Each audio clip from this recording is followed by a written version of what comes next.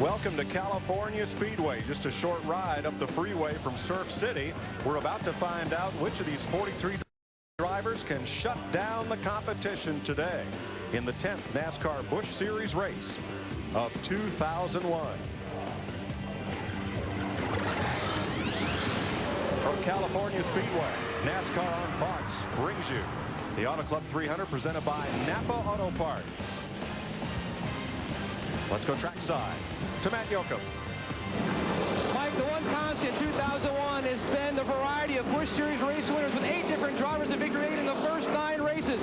Our trend that Bobby Hamilton Jr. and Tony Raines hope to continue. Both drivers start in the front row and both still seek their first career wins. The California Speedway has never produced a first-time winner, but Hamilton Jr. and Raines couldn't start in a better place, as the 2 of the 4 races here have been won from the front row. Now to Speedway Illustrated's Dick Berggren. Thanks, Matt. This racetrack has a deserved reputation for long green flag runs. And the tires they are running today have a reputation for being as good at a long run in the beginning of a long run as at the end. That is a formula that makes strategy extremely important. So important, in fact, that the guy who wins today's race may not have the fastest car. He may have the smartest pit crew. To Mike Joy. Thanks, Dick. We'll give you a look at last week's MBNA winner's circle, where Mike McLaughlin at Talladega drove his Joe Gibbs machine into victory lane to celebrate with his crew with a big dive. And son Max, wife Katie, in a race that ended with a little bit of controversy and a whole lot of close competition. And the point standings from Talladega have Greg Biffle, the new leader, 3 points over Kevin Harvick, who had trouble early in that race. Jason Keller, Jeff Green, and McLaughlin moving up to 5th. So welcome to usually sunny Southern California. Mike Joy with Larry McReynolds and Darrell Waltrip getting set for this 10th race on a track that looks like Michigan, doesn't quite race like it. How close a competition? I'm still catching my breath from Talladega. How close is this going to be today? Well, I think we'll just see some more of the same. I mean, this is the same kind of racing we see on Sunday. They got pretty similar cars, pretty similar engines, and these guys want to win as badly as anybody does out here. The thing I like about California, though, Mike, I was driving down the street yesterday and passed a dump truck. He had chrome wheels on that bad boy. Yeah, but how was he cornering, Darrell? Oh, he was low. He was riding low, and he had chrome wheels. Well, Dick Berggren talked about it, though. Strategy. 300 miles, 150 laps. These cars have a lot more horsepower than they've ever raced here before with Fontana with the new engine rules. So fuel mileage, figuring out fuel mileage. These guys figure they can go about 50 laps on fuel. Some are saying they can do it on 2 stops. Some are saying they can't. Going to be very interested and could play a role in the results of this race. Well, things have cooled down a bit from Talladega last week, where Mike McLaughlin won, and Jimmy Spencer had some harsh comments after that win. McLaughlin said, well, that's kind of the pot calling the kettle black, isn't it? But everybody's had a week to think about what happened last week in Talladega. And he has no help up there right now. Nobody seems to want to go with him. They all seem to want to help Mike McLaughlin. He just left him right there with that drive to the body. Mike McLaughlin, what a run. Wins the Subway 300. Spencer is second. I'll tell you what, Mike McLaughlin drove a very dirty race. He won, though. But I don't forget. The man's wanting to win a race, Jimmy. Give him a break. Jimmy Spencer never forgets.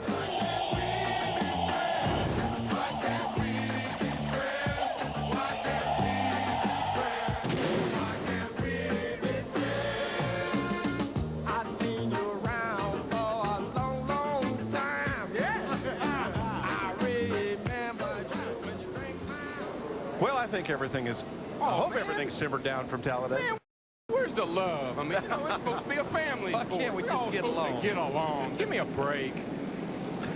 Let's look at the starting lineup for today's race. Bobby Hamilton Jr. is second, Busch pole, and Tony Raines' his best superspeedway start. That's the front row. And we got Greg Biffle, who won in Nashville a few weeks ago, and he was fast in final practice, and Steve can add. DW, everybody in the garage area thinks that Greg Biffle is the car to beat. He is the defending Truck Series champion. Next to him, Jeff Green, the defending Busch Series champion. Now, Jeff Green finished 3rd here a year ago. The year before that, he was running 3rd. Thought he had a chance to win, spun out with 10 laps to go. He wants to win this race. Mike Skinner, there are 3 races in this 21 car with 3 top 10s and 5th at Talladega last week. Joe Nemechek, this has not been his best track. Kevin LePage, though, finished second here last year. And as you saw, Mike McLaughlin won there at Talladega last week in an exciting finish. Randy LaJoie, the Daytona winner, best California result was 10th in '97. And Elton Sawyer there, he finished 7th and 9th in the last 2 races here in California. Todd Bodine won the inaugural race here 4 years ago. Marty Houston, a Busch rookie, but he has 2 truck races under his belt here. Matt Kenseth's average finish here, folks, 2. He's finished, his average finish here is 2nd. That's pretty good. That's pretty impressive.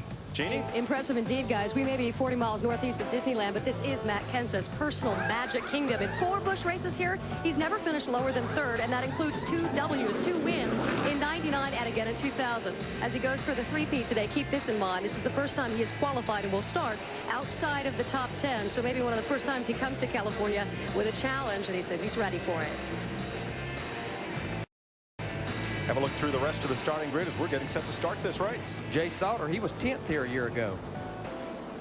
Tim Sauter, former ASA champion. Scott Wimmer, he's 2nd to Greg Biffle in the rookie point standings. Mike Chase, first NASCAR Busch Grand National race, former Winston Western champion. Jeff Streeter there, he's a 21-year-old kid from Iowa, making his debut at Nashville a couple of weeks ago. And Mike Wallace, he has 3 Busch Series wins. And earlier today, Brendan Gaughan won the Winston West race. Yeah, he did.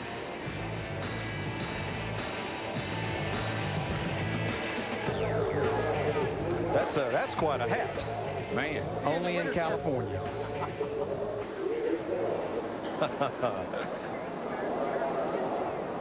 Yeah. Okay, guys, we're fixing to go racing here. Let's pull on them belts. 300 miles. Starts are always a little tense here because the cars are all bunched up and haven't been on the track since yesterday. Still a little bit of foggy haze in the air as the green flag waves, and we're racing in California.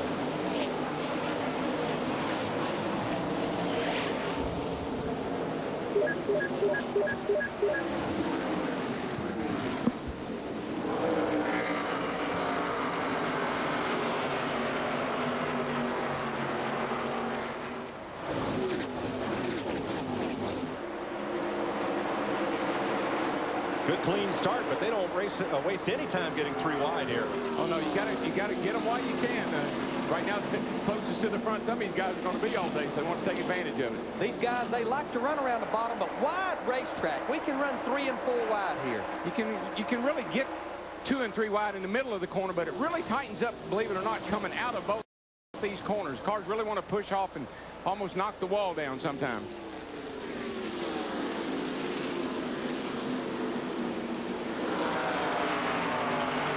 That's Kevin LePage on the inside. Skinner and Jeff Green taking it 3 wide.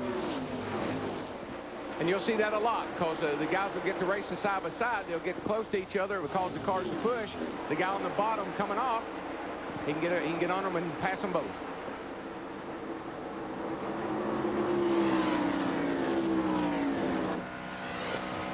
Now, look who's riding along with Bobby Hamilton Jr. Matt Yoakum. What is that? Well, Mike, right before the drivers were told to start their engines, Bobby Hamilton Jr. snuck up on Jeff Green with this bunny, rubbed him up against the bunny, rubbed his car, rubbed his crew members, trying to pick up some good luck. He knows the great luck that Jeff Green has had over the past year and a half. He's trying to get some of himself just to pick up that first career win. Well, we've seen Bobby Jr. run really good everywhere he's been. Qualified great, but he can't seem to finish them off.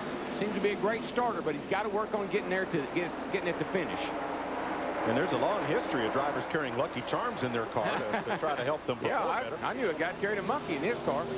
There's Greg Biffle in that 60 car right there. Fastest in practice yesterday. Walked through the garage here again. Said, this is the man to watch here today. Look at him. All the way to the bottom of the racetrack. He wants the lead here. By the way, Larry, it was a real monkey. It wasn't stuff like that thing. It was a live one. It was a live monkey. Live one. Yeah.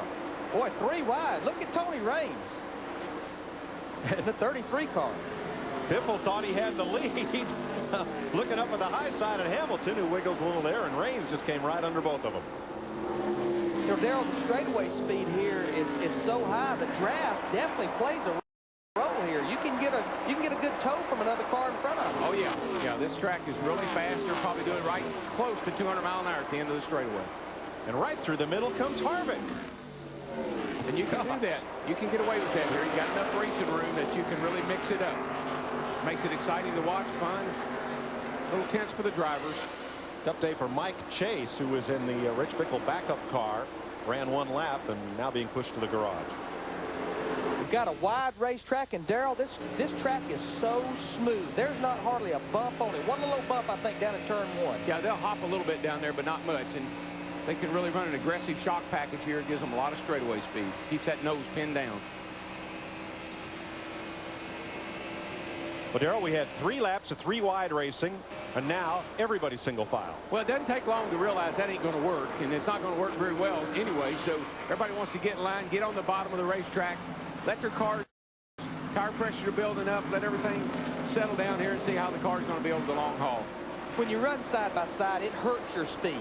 Oh, yeah, and it's real dangerous to do early in the race because everybody's still slipping and sliding around a little bit. But you got to kind of try to pass them when you can, and that's your best opportunity right there in the get-go. Kenseth upside of Sauter. Well, he doesn't look like a guy that has a 2 average here, does he? No. 2 wins and 2 third-place finishes. Jeff Fuller, who started Joe Nemechek's backup car, has taken that car to the garage.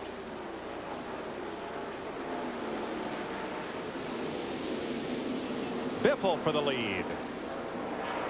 I believe we could see Biffle really have a strong performance today with that car.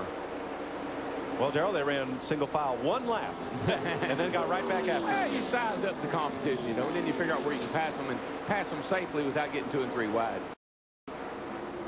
These cars will get to pushing and sliding all over the place after just a little bit of time. Then whoever's got the best setup, he'll go right by them. Greg Biffle, points leader, gets those 5 extra points for leading the lap here.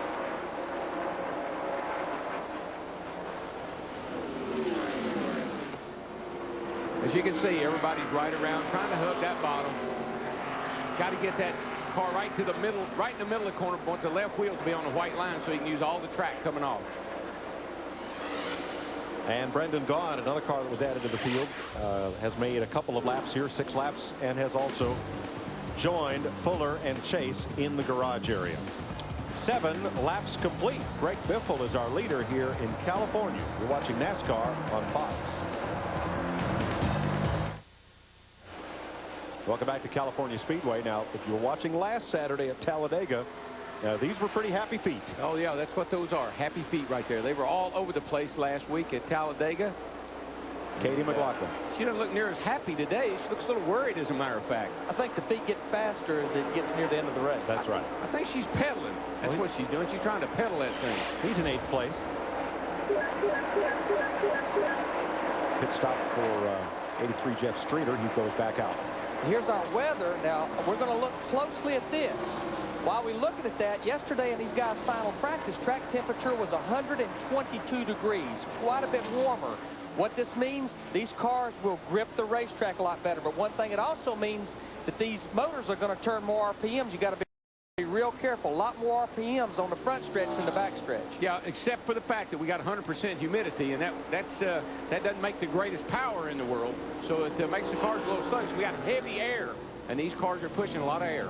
The sun is trying to poke through, and Darrell, to be successful at Fontana, it's the race team that can keep up with the racetrack, because this racetrack definitely changes as the race goes on. Buddy, if that sun comes out and this track temperature shoots up to over 100 degrees, wow, the guy leading the race right now, he might find himself getting lapped in a hurry. Well, the guy leading the race is streaking away, Dick Berggren. Triflosi has just told Greg Biffle, just told his driver, Bobby Hamilton Jr., that Greg Biffle is in a league of his own, but you're doing great. Indeed, Biffle is in a league of his own. He has absolutely taken off. He has just called in and told his crew chief, Randy Goss, that the car is almost perfect. Almost perfect. And he is opening up space between himself and everybody else. To Steve Burns. Well, Dick, it's been a long week for Joe Nemechek's crew and crew chief Brian Patty. After the race at Talladega, they went straight to Sears Point, California. That's because their boss, Joe Nemechek, is going to field the car in the road course race there for Ron Fellows. And the fastest car there. When the test was concluded, they came directly here to Los Angeles. It's been a long week. Normally at a road course, Ron Fellows is in a league of his own. Yes. Oh, yes. And, of course, Randy LaJoie is a teammate to Nemechek there.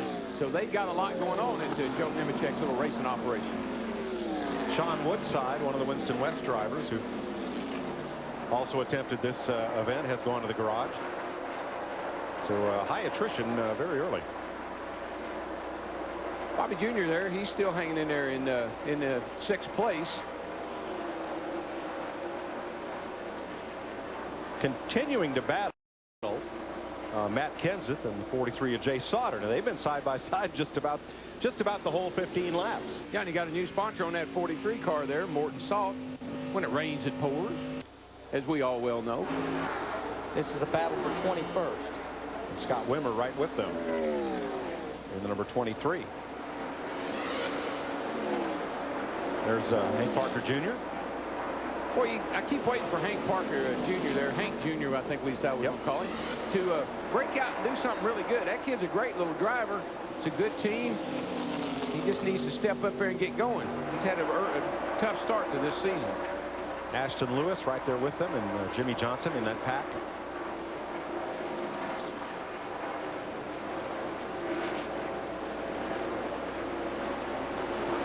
Got a close call there a second ago. Randy LaJoie and Mike Skinner, who are now nose to tail behind McLaughlin. Let's show you what happened there, what almost happened. What could have happened? Or what should have happened? Tight formation down into that corner, and Randy got a little bit loose. Ooh. Kind of swerved up into the 21 car, the Skinner. But he hung on to it. No harm, no foul.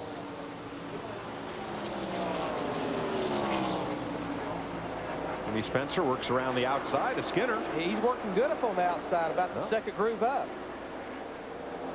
But look at the gap that Greg Biffle has already opened up on this field. It's 3.2 seconds after 17 laps. And that's got to be a happy car. I mean, it's a cloudy day, but that's got to be a happy car right there. Well, but the sky is brightening. It's really gotten a lot brighter here in the last half hour, and if that sun pops out, we'll see if it becomes a different story. 18 laps complete at California. You're watching the NASCAR Busch Series on Fox, presented by Napa.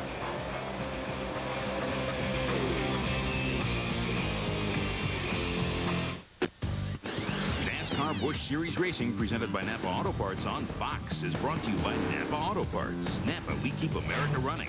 By Smooth Busch Beer and Easy Drinking Busch Light. Busch, the proud sponsor of the NASCAR Busch Series. And by Subway, showing the world how great a fresh sandwich can taste. Subway, eat fresh. Greg Biffle has opened up a 4.4-second lead on Tony Raines, Kevin Harvick, Joe Nemechek, Kevin LePage, and the rest of this field. You know, we keep talking about the weather. If the sun comes out and it starts heating up, one of the things happened to me a couple of times out here in California, you get in the car at noontime like this, not very hot. Say, oh, you need any air in the car, driver? No, sir, not today. It's nice and cool. Next thing you know, about halfway through the race, you are dying in there from the heat. Jimmy Spencer in that one car, he's all the way up to 8th, started 24th, and he's made that big of a move in 22 laps. I talked to Mark Reno and Johnny Allen about this race car this morning. At 6 o'clock this morning when the garage opened, they said, we have no idea what to do with it. It was pushing, it was loose, and they was even questioning the race car they had here. But he other than Greg Biffle, he's one of the fastest race cars out there. Yeah, he's moved up a lot. That car's really going. I tell you, somebody didn't, Larry, is Matt Kenseth. Looks to me like he's got his hands full today. Quickest cars on the racetrack that last lap were Jeff Green and Jimmy Spencer, running right about 42 seconds flat. And Joe Nemechek put him right in that group as well. A very hazy day here in Southern California. It started out as fog. I'm not sure if it's fog, smog, or just haze. Right now, it's probably a little bit of each. It's a little bit of each. Harvick and Nemechek side by side. Well, Harvick last week, he just come off turn 4 at Talladega, and that thing jumped right out from under him, backed it up in the fence, cost him a point lead. Biffle's up there by 3 points right now, but Harvick's got a good ride going today. And well, Todd Barrier told me this morning, Kevin Harvick's crew chief, they was not very happy with his race car. He was one of the few race cars that I talked to this morning, Darrell, that their race car was loose in yesterday's practice. Most everybody else is pushing. The car's not turning off the corner, but he was very loose getting in the corner. Well, I think probably, Larry, don't you believe that because it's so much cooler today, some of these guys that were struggling yesterday, they probably are a little happier with their cars just because it's not so hot. Normally when it's cooler and when it gets warmer, the end that's not sticking, whether it's the front end or the rear end, it will stick less when it gets warmed up. Let's go back to 10th place. Chad Little and Todd Bodine. Bodine will start on the outside pole in the Napa 500 tomorrow. Right now, he battles Chad Little for 10th. Got him a new sponsor or a new paint job on that car on the 00. It's been black all up till now. There's Mike McLaughlin hanging right in there behind this little crowd. Going under Fedor. Didn't hear a lot out of him last week until near the end of the race. But Buddy, when he got in the lead, he was not going to give it up.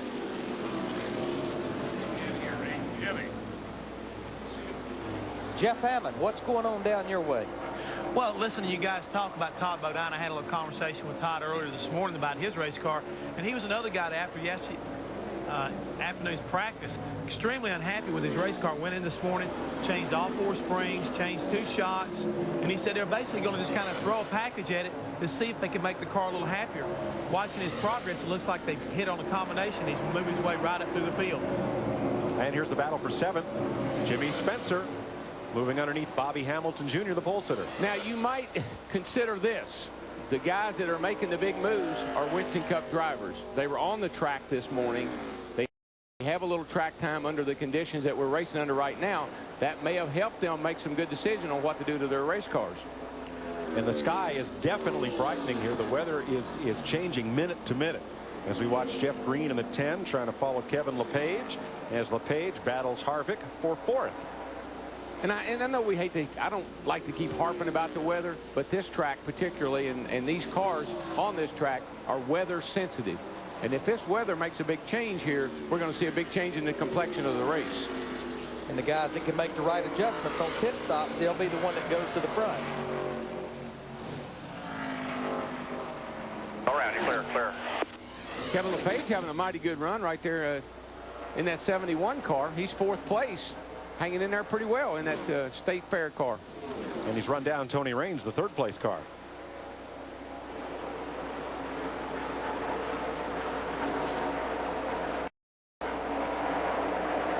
If you're not seeing Greg Biffle, it's for good reason. he is long gone. I'll see you later. Look at that. 6.8 second lead for Biffle.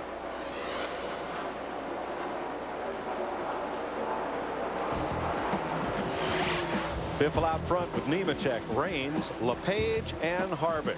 You're watching the NASCAR Busch Series on Fox, presented by Napa.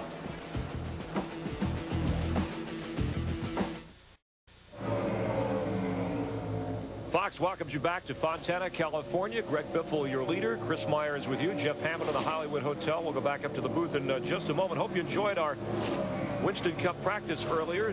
Split into 2 sessions because of a little bit of fog, and we'll get you ready for tomorrow. In fact, tune in tomorrow morning. NASCAR this morning on Fox Sports Net at 10 Eastern, 7 Pacific, and then the Napa Auto Parts 500 at 2 o'clock Eastern, 11 Pacific on the pre-race show. Bobby Labonte will join us, and we have a special Hep and Jeff section that you'll want to check out. And NASCAR, don't look at me like that, Jeff. NASCAR Victory Lane on Fox Sports Net wraps things up. So Fox Racing continuing, and we're glad to have you with us. So let's get out now trackside on our Dick Berggren. Dick? Early on in this race, crew chief Randy Goss tried to urge his driver Greg Biffle to take it a little easy, to back down, but all he kept hearing in his headset from Biffle was, the car is great, the car is great. Biffle is delighted with it. He just does not seem to want to back off. He's running the thing hard, and why not? He's opening up a huge lead on everybody else. Steve Burns. Dick, Joe Nemechek in that number 87 is not saying that his car is great, but he's saying it's not bad. They're going to make a minor air pressure adjustment, 1 pound out of the right front tire. Joe Nemechek reporting that number 87 is just a little bit tight. Let's go to Matt Yoakum. Steve, Jeff Green is currently riding in the 5th position. During the final practice session yesterday afternoon, Jeff and his crew chief Harold Howley tried different adjustments, looking for trends, knowing weather could play a factor today. Right now, his car, just like in the final practice session, is sliding the nose off turn 2. They've got some notes. They're looking them over, seeing what changes to make on their first pit stop, which should come around lap 47. To Jeannie. Well, Matt Kenseth is complaining his car's a little loose, and that also describes the makeup of his pit crew today. His crew chief, Russ Strupp, is suspended for one more race. Now he's also the jack man, and that's where Kevin Pinnell comes in. Recognize the uniform? Yeah, the fire suit. He was borrowed from Dale Earnhardt Jr.'s Winston Cup team. Now, Kenseth's Cup crew chief, Robbie Reiser, willing to call the shots today, but he says, don't call me the crew chief. So he's going to hang up on the box and make the calls. Now, the acting crew chief, this is a colorful bunch in here, is Bobby McKee. Now, he is a regular gig. He is a tire carrier, so he's got a job to do, and he's going to hang on the wall. We'll get it all squared away and hopefully improve Matt's day. Guys? Thanks, Jeannie. Matt Kenseth, two-time winner here, trailing this pack. And as you hear us say all the time, I mean, you got to have a good pit crew, you got to have a good car, you got to have a good driver. So they're a little bit in shambles there in the pits. Looks like they need to tighten up in there. That'll help Matt on the track. Mike McLaughlin battling there, last week's winner at Talladega. That's his teammate right there in the 18 car, Jeff Purvis. Trying to come up and help him battle the 74, Chad Little. Well, it's plenty early in the race, and these guys, I'm sure, have lots of adjustments built in their car today, Larry. They got spring rubbers, and they got the track bar, they got air pressure, so many things that they can do to these cars when they start making their pit stops. Particularly if we happen to have a caution, they got extra time to work on. And you've got to have those adjustments. You've got to be able to make them.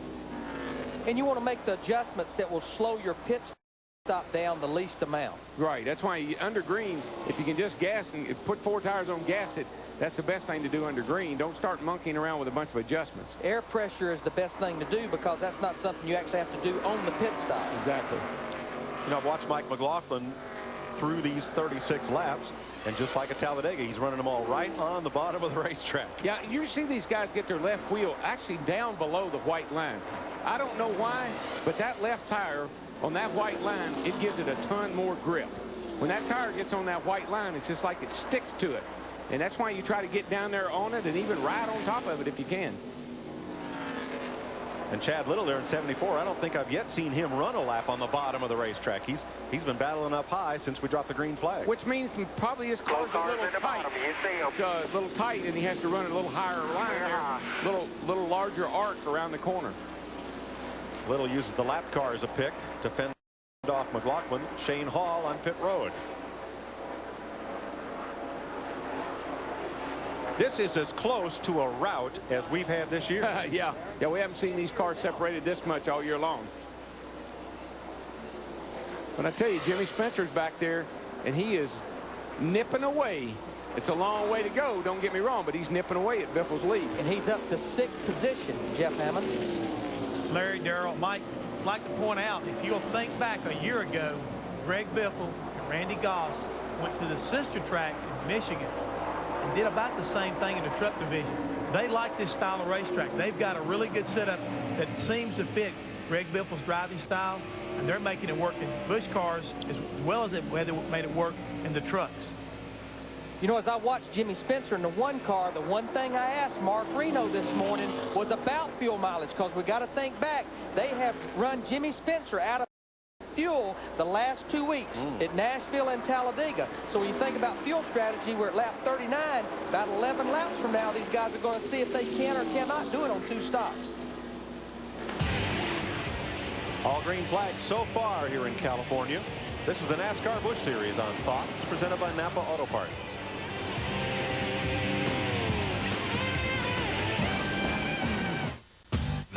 NASCAR Busch Series Racing, presented by Napa Auto Parts on Fox, is brought to you by Napa Auto Parts. Napa, we keep America running. 42 laps complete here at California Speedway. Greg Biffle with a lead of 5.4 seconds. Another 4 seconds back to the Kevin LePage, Tony Raines battle for 3rd. And then Jimmy Spencer has fought his way to 5th place. Well, we're getting pretty close to pit stops here. It's not going to be too much longer. And boy, look at Biffle's car. That thing is really sucked down, Larry. Did you see him go in the corner there? The left front tire was actually rubbing the fender a little bit, looked like. And that valence was nice and sealed off to, to the racetrack. She's riding low. Now, you might say, you know, why do they do that? Why? We talk about bump stops all the time, bump rubbers. I'm sure he's riding on them. The car has to go through tech at 3.5 inches across the nose. So you got to have the car at that height, 51 inches on the roof. But when it gets on the racetrack, you want it as low as it'll go. So you just put enough spring in there to hold it up, get it through tech. Yeah, Darrell, just remember, these guys in Busch, they can't run the bump stops like the guys in Winston Cup. Oh, that's right. They run have the to run chassis stops. That's right. Well, pit stops have begun, and perhaps a little early. Jay Sauter was in for a stop, and David Donahue. Whew, he's smoking these. He's bottoming out on pit road. Watching from Mike McLaughlin, battling there with Scott Wimmer. Scott Wimmer, he started way back in 31st position. I talked to his crew chief, Robin Barker, who we call Booty as well.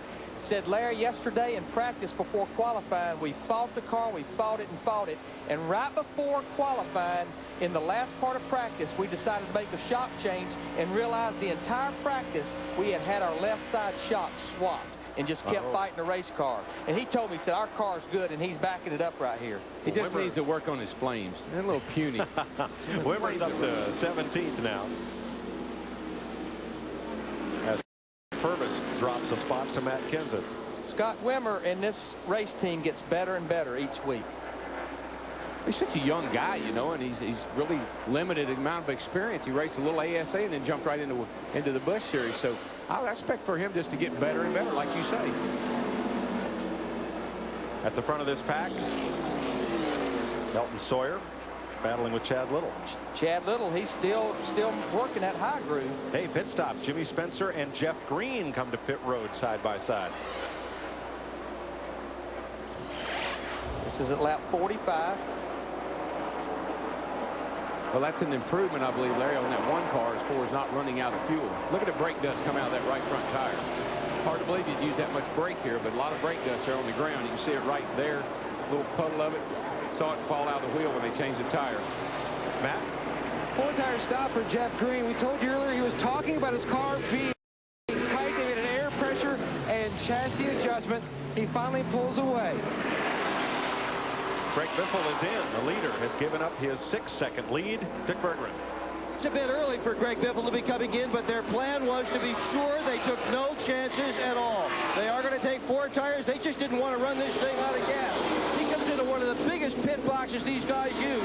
20 feet wide, 42 feet long, as the crew goes to work. They are only going to change the track bar a little bit to try and tighten it up. 7 is in, 7 is out.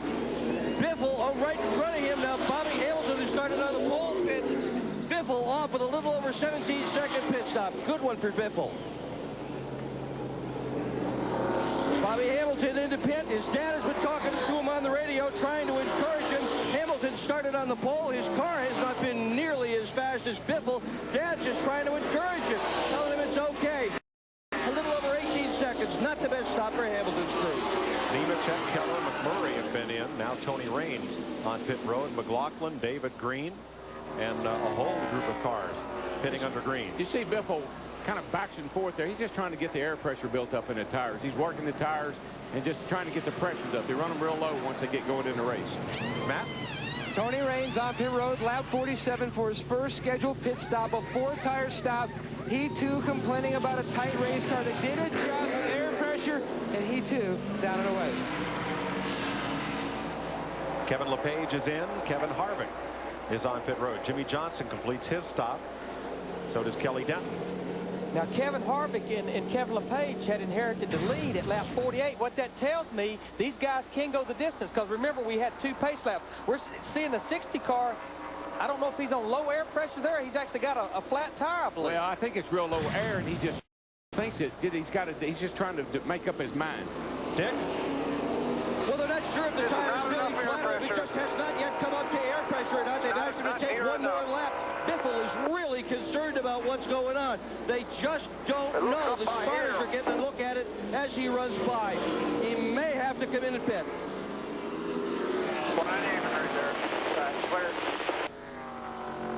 Getting any better? I can feel it trying to come off the rim. It's just pulled under, but then the swinging the back out does not have enough air in it. I think what he's feeling is that left bottom out in the fender. He's got such low air pressure in those left side tires. It looks like the no pressure. smoke.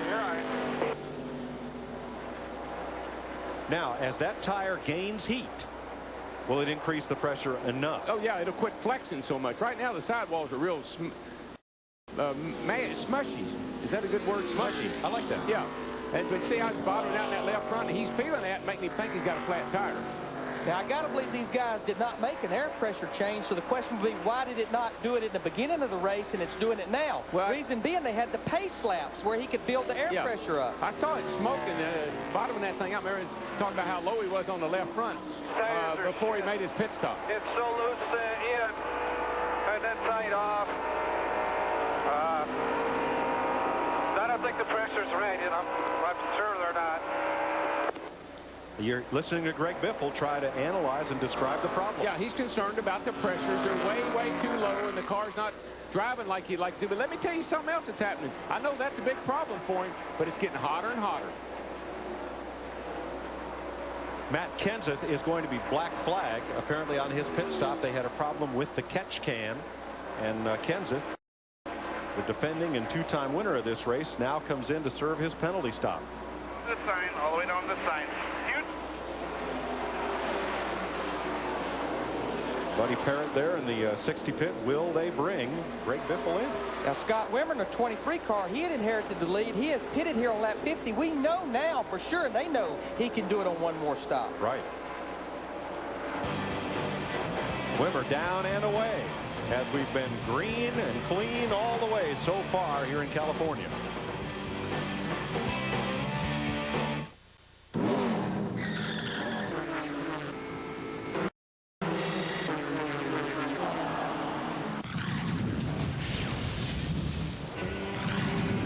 .54 laps complete. Here was the problem with Matt Kenseth, not the catch can, but the fuel can. And NASCAR says if you drag equipment from your pits, it's a penalty. Under green, you have to come back in for a stop-and-go penalty. And we were talking about that pit crew earlier, you know, that there was a lot of substitutions going on down there. He's going after his can now as bad as he hates to. Tough break for Matt Kenseth. They're trying to figure out how that happened. There's the dry brake coupling between the fuel can and the inlet on the car. It's like a quick disconnect, and it has to be pretty straight for it to go in and come out. Now let's get an update on the number 60, Greg Biffle, who has gone back to the lead but had that concern about low air pressure in the left front tire. Dick? Well, Mike, we haven't heard anything from Biffle in about the last 3 or 4 laps, but just before that he came on the radio and said how difficult it was to hang on to the car, and there was a big loud, oh my goodness, I almost wrecked just then. He is hanging on quietly at this point. Right now they're not getting ready to change the tires at all, so boy, I'll tell you what, this has gone from it being a perfect car to not a good car at all. To Steve Burns. Dick J. Sauter brought that 43 car to pit road on lap 41. The battery had gone dead. They had spent lots of time on pit road, took the left rear tire off, put a brand new battery in where the battery compartment is. He lost a lot of time on pit road. They don't know why it went dead. Let's go to Matt Yoakum. Todd Bodine was one of the cars that waited the latest to hit pit road. Lap 49, he made his stop 4 tires. He made 2 air pressure adjustments trying to help get his car turned. It still is pushing, but they do feel like the changes are starting to help. He's made up 5 spots since his pit stop. The significance, though, of waiting until lap 49, they now feel like they can go the distance on one more pit stop if this race does go caution-free. To Jeannie Zelasco. Well, gas man for the 17 crew, Matt Kenseth, learning that the gas can was too tight. Art Harris getting a lot of, hey, it's okay, attaboy, we'll get back out here. But it was the car that was way too loose, guys. They took a pound out of the right rear tire this last pit stop and 3 rounds down on the track bar and saying, let's forget about this incident and let's move on. If we look down the back straightaway, we're going to see the 87 car, Nemechek, get a great run on Biffle there. Biffle just kind of lets him go. Went from 6-second lead to losing the lead. Green flag all the way so far at California Speedway. New leader is Joe Nemechek. More NASCAR on Fox after this.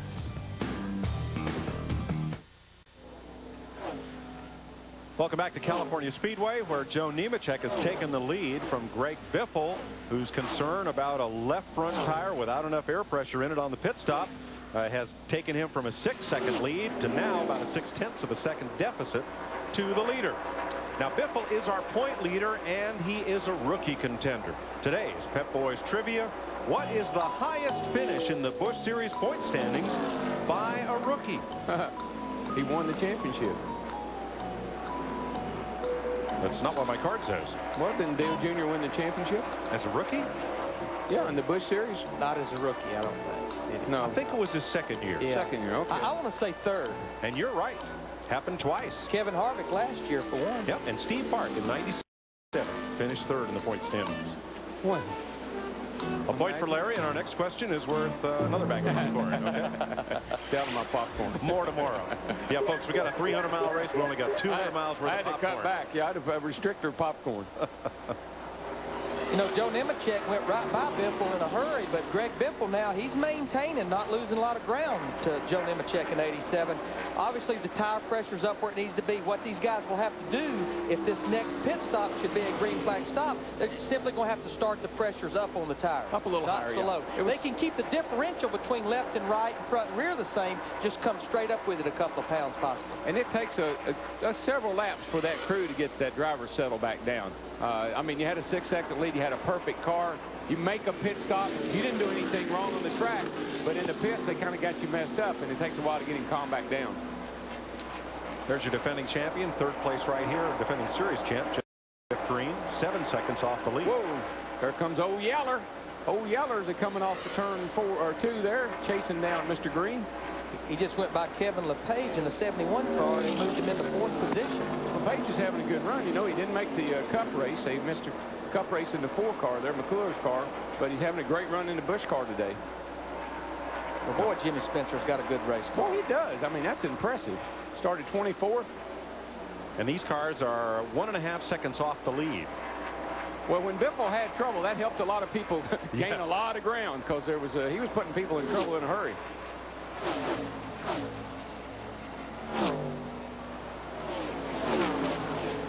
Those cars, folks, are only going about 180 miles an hour. Just doesn't look that fast.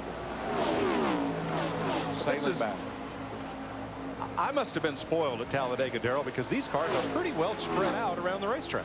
Oh, yeah. We got little clusters everywhere. And Biffle's closing back up on the back of Nemechek now. It's Biffle up on the high side there. Yeah, Nemechek's caught behind the lap car. That's Hank Parker Jr. in the 36 car. I think Nemechek likes that bottom, and Biffle seems to be pretty happy going up on the outside. See him wiggle a little bit there off the corner. It's a little slick out there. He wiggled, but I don't believe he backed off the throttle. Nope. Now, Hank Jr. and Tim Sauter in the 61, they're battling for position, but here come the leaders right up behind them. Yeah, they're trying to keep him going a lap down. Yeah, that's the 23rd and 22nd place car these guys are trying to lap.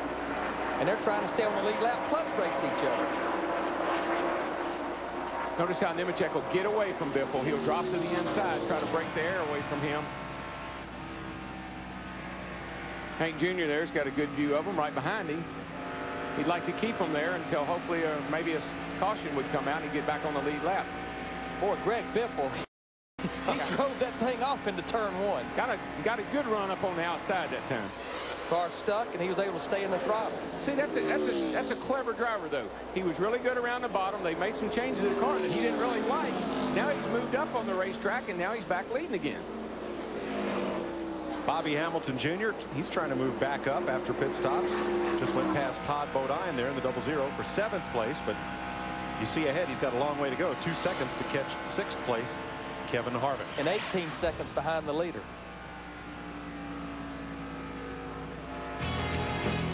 Greg Biffle and Joe Nemechek battle for the lead in California. The NASCAR Busch Series on Fox is presented by Napa. NASCAR NASCAR Busch Series racing presented by Napa Auto Parts is brought to you by Wendy's Cheddar Lovers Bacon Cheeseburger. Cheddar makes it better. By Fran, pay a little more now or pay a lot later. And by Autotrader.com, the biggest, best used car site on the planet. Fox welcomes you back live to the Auto Club 300, presented by Napa Auto Parts as we come to you from Fontana, California. Greg Biffle has led 47 laps at 70, the points leader in the Busch Series coming in. We've had 9 different leaders and 10 different lead changes. Jeff Hammond also among the leaders here. Joe Nemechek currently running second.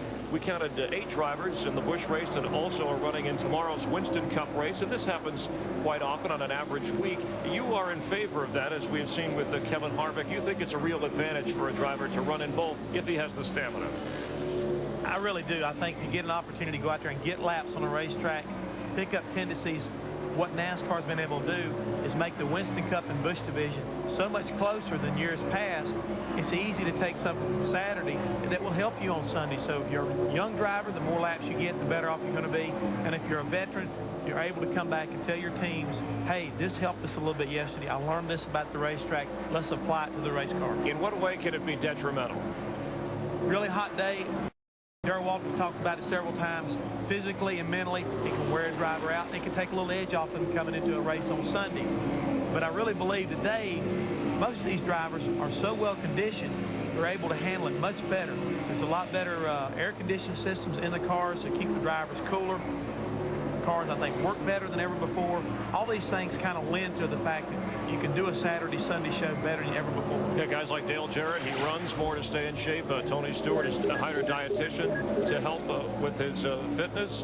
And, you know, it was Robin Pemberton, the crew chief for Rusty Wallace, telling me this morning that he also is watching the Busch race closely, Jeff, for tomorrow to see what they do with their tires. Expound on that. What's that we're talking about there is, Larry McReynolds said about it earlier, you have to anticipate and have your car very tunable. This is what these guys are doing. They're watching what kind of changes are going on. Early on in this race, it was overcast and cool. You have your car set up one way. Now they're starting to burn off. The track's getting warmer. You're making adjustments. Seeing what the teams did, what the comments of the driver were, you try to get that information into your notebook. Yeah, so far a caution-free race, and we have never had a caution-free Busch race from start to finish here at the California Speedway. Let's go back to Mike Joy. We're halfway, Chris. 75 of 150 laps, 300 miles. Here's our Napa race summary. Craig Biffle's led 51 laps. Joe Nemechek 10. Bobby Hamilton Jr., the pole sitter, and Tony Raines, who started outside pole, have each led 3 laps. And during the pit stop exchange, Scott Wimmer, Kevin LePage, Larry Foyt, Tim Fedowa, and Kevin Grubb each had a shot at the lead. Greg Biffle, he'll be happy to know that 4 of our 9 race winners this year has led the halfway lap. Odds are in his favor. With Nemechek second and Green third, then Spencer and LePage 10 seconds cover the first 5 drivers.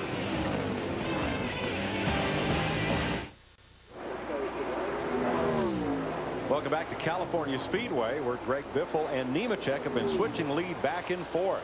One car trailing a lot of smoke down the front straightaway, and it's the 59 of Rich Bickle. Caution is out for the first time today. Boys plays hard on motors. You can't ever really figure out exactly what gear you want to run, but if you labor that motor down this front straightaway, 70, 88, 8900, sometimes they won't take it. A couple of unscheduled pit stops while we were away. Kenny Wallace was in, and they went under the hood on his car, and the 27 of Jamie McMurray also making a stop. So both those cars falling back a bit. Should be a good chance for a lot of guys to get back on the lead lap here. Here comes the 54 car, and also Hank Jr. got back on the lead lap. There you see the smoke from Rich Bickle's car. That has put us under the first caution of the day. So we got to nearly 80 laps, past the halfway mark before the but guess what? Guess what? We're going to have us a good race now. Everybody's going to get to adjust on their cars a little bit. Everybody's going to be able to fix whatever's wrong with them. When they drop the green flag next time, boys, we'll obviously see a whole new show. And we were actually being told this is probably a break for Greg Biffle, that they did not get that car full of fuel when they pitted earlier. Man, they didn't have enough air, didn't have enough fuel. They didn't all kinds of problems. All kinds of problems in there. So they'll make an appearance on pit road, but not the last one today. 70 laps to go in this race. 20 cars on the lead lap. Still plenty of cars to race for this win. Yeah, and if that's a break for Spencer, we know he's got a pretty good car, and he's sitting up here in 4th place. There's Green in 3rd. And it's been an up and down day for Greg Biffle, who's jumped out to a 6-second lead and then had problems. I can feel it trying to come off the rim.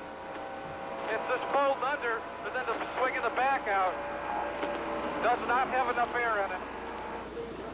He's talking about the left front tire they put on. He let Joe Nemechek by to take the lead, and then as that tire heated up and the air pressure built up, here came Biffle to get the lead back from Nemechek, and they've traded it back and forth since, and now they'll hit pit road.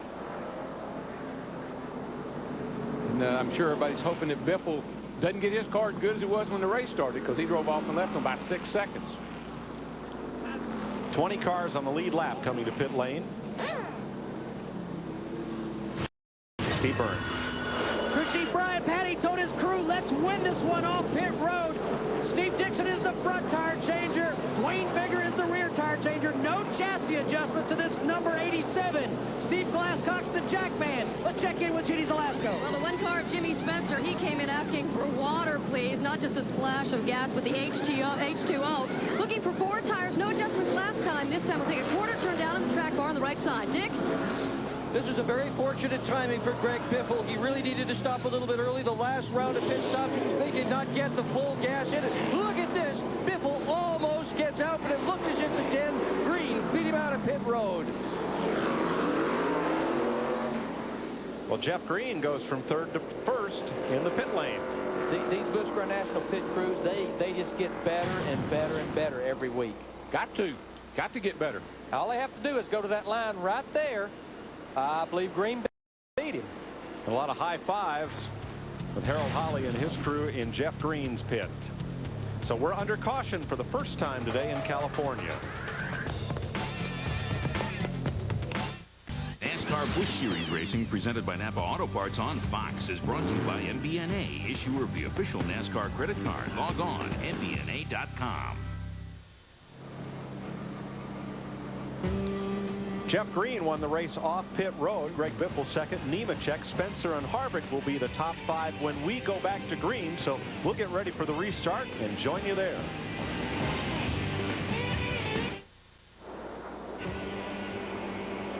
We're getting set for the restart. You're watching the NASCAR Busch Series on Fox from California Speedway. Today's race, the Auto Club 300, presented by Napa Auto Parts. We're past halfway, 83 of 150 laps complete. Okay, we'll crank it up and allow you to enjoy the sounds of all those horsepower as they come to full song for this restart. Crank it up.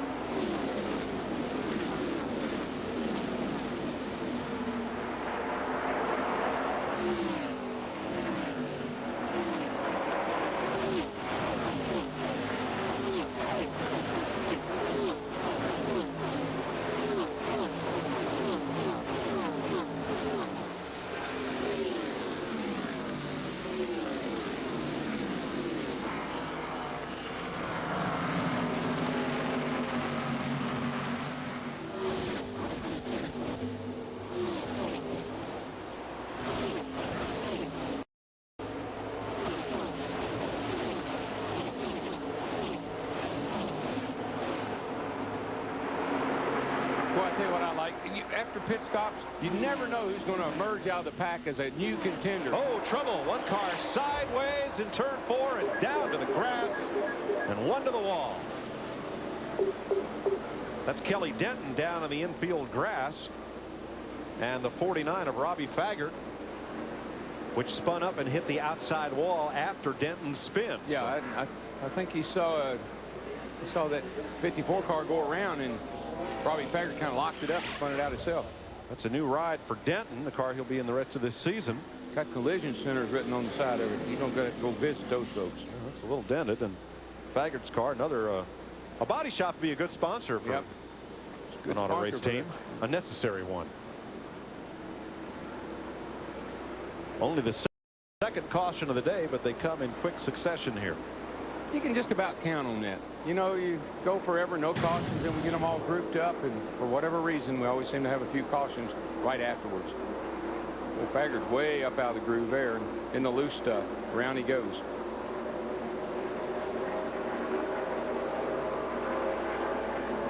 Meanwhile, Kenny Wallace has taken his car to the garage. Here's another look. And there's Denton. I believe this is what I think Robbie Faggart probably saw. Excuse me, Denton sideways and tried to go high, got in the loose stuff, spun his car. Kenny Wallace to the garage. Third DNF in last 4 races. Overheating for Wallace. Yeah, that's too bad for Kenny. He just can't get any love. And a look back. Oh, there's what happened. Yeah, he checked. Purvis checked up. Faggart had to go out to the right to miss him.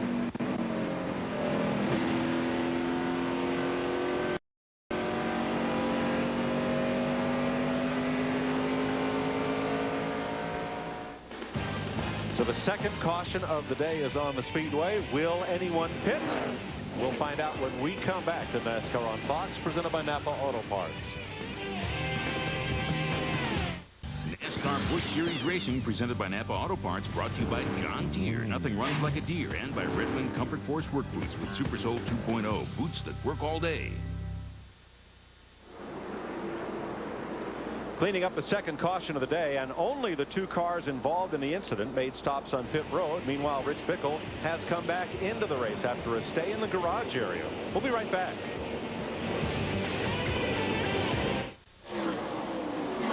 Green flag waves for the restart after cleaning up the second caution of the day.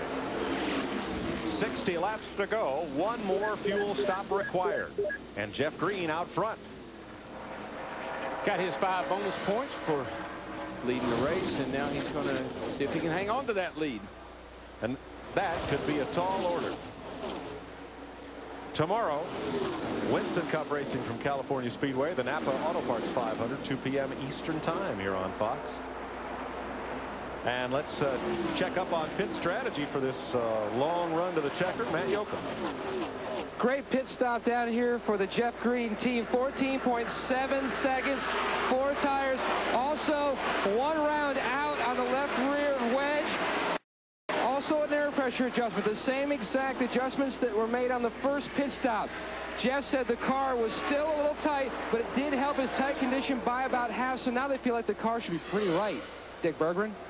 Well, Greg Biffle's car, not surprisingly, has poured over the 4 tires that were taken off that automobile. They found absolutely nothing wrong with them. They don't know what the problem was, but Biffle has called in on the radio and said that this set of tires is perfectly good. Meanwhile, Mike Skinner, who is trying to get his lap back, big adjustments on that last set of pit stops, pulled the rubber out of the right rear, 3 rounds of wedge in the left rear. Car has been really loose. Steve Burns. Dick, Kevin LePage's best finish of this season has been a 10th at Texas. Right now, he's 6th. On that last green flag run, he complained that the car was getting loose, and they added air pressure to see if that would tighten him up. Jeannie? Well, Jimmy Spencer's crew chief, Mark Reno, just said he couldn't believe how few cautions we'd seen today. And of course, that was right before the second caution. The one car did not come in. They had already figured their fuel mileage. Now, some of the crews down here are saying, hey, we can do 52 laps. But 45 to 47 laps, more realistic for Jimmy Spencer's car. Joe Nemechek battling Spencer back there behind Matt Kenseth. Now, Kenseth is not on the lead lap, the 17 car that we're watching from right here, as we look back at the battle for 3rd place. And it just shows he's 22nd, 1 lap down. Yeah, it just shows you how this track changes, things change. I mean, he has been the man here, Kenseth, and today's a lap down. Speaking of the man, Greg Biffle in that 60 car, he's wanting this lead back from Jeff Green, headed off into turn 3. He got his 4 Goodyear Eagles on there that he likes now, and he's setting sail. He's still smoking that left front a little bit, though. Talk about no contest. He just blew past. Gosh, these tires are awesome, buddy. This thing is, man. Well, that's bad news for the rest of the field. Steve? Yeah. Bad news for Jamie McMurray, Mike. He's here in the garage. Jamie, the crew's still hard at work. What are they doing and what happened?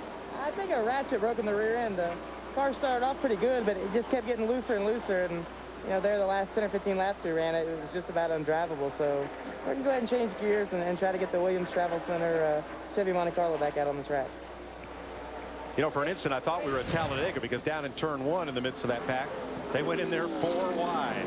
Well, the groove has really moved out. It's widened out, particularly down in 1 and 2. It seems to be still around the bottom on the 3 and 4, but down in 1 and 2, they've gotten higher and higher and higher.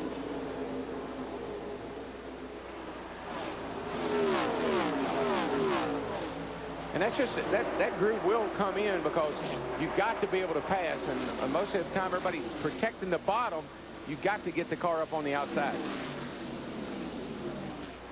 Jay Sauter back on pit road, and then this would be he's out of sequence after that battery change, out of sequence with the rest of the field.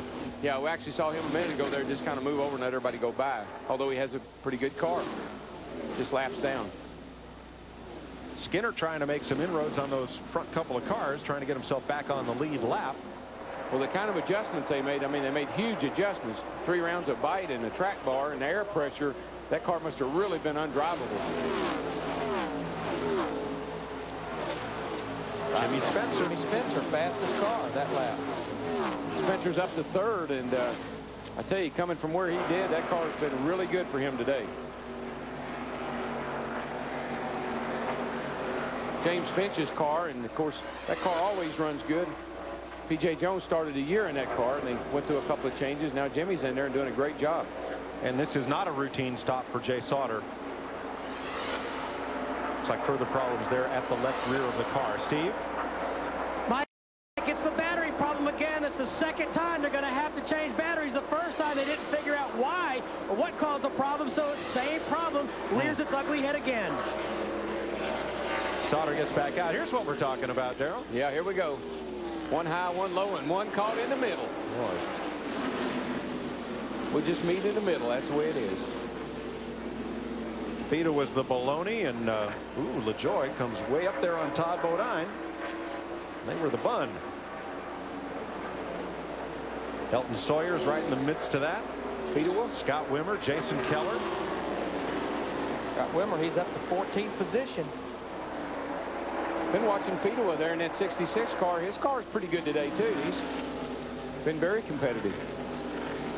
You know, thinking about Jay Sauter, those guys having to change the battery again, more than likely the alternator has went out on that race car, and it's living off the battery itself. So they're having to keep putting fresh batteries in it. Yeah, these things with ignition systems and all that they got on these transistor ignitions, you've got to have a lot of battery power. See Scott Wimmer right here, the 23 car. He ran out of racetrack there all against Elton Sawyer in that 98 car. And Elton says, I'll just crowd you down there. Just come down and return the favor. Run you down the hill a little bit there, bud. And they're doing this at well over 170 miles an hour. Oh, yeah. Casual contact. Got him a nice little Goodyear on the door. That isn't where it belongs. Well, the window is open for pit stops as strategy is being discussed up and down pit road. If you stop now and the race stays green, you could make it to the finish. But when will that pit stop come? That's the question. Maybe answers when we come back.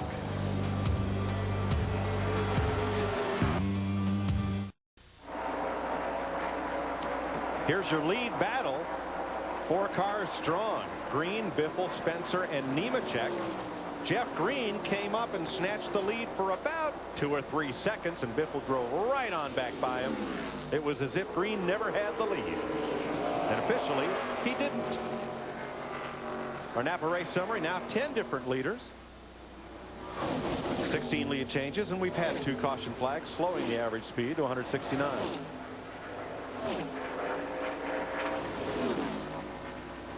Cars on lead lap, and the average speed is still almost 170 miles an hour. That tells you how fast these cats are going under green to be averaging that with the cautions we've had. So Larry, 47 laps to Go. How long do you want to wait before you make that final trip to pit road? Well, there's no sense in waiting till you need fuel. You know, you might as well get in there just a little bit early. And a lot of them's going to be on here with about 20 or 25 laps to go.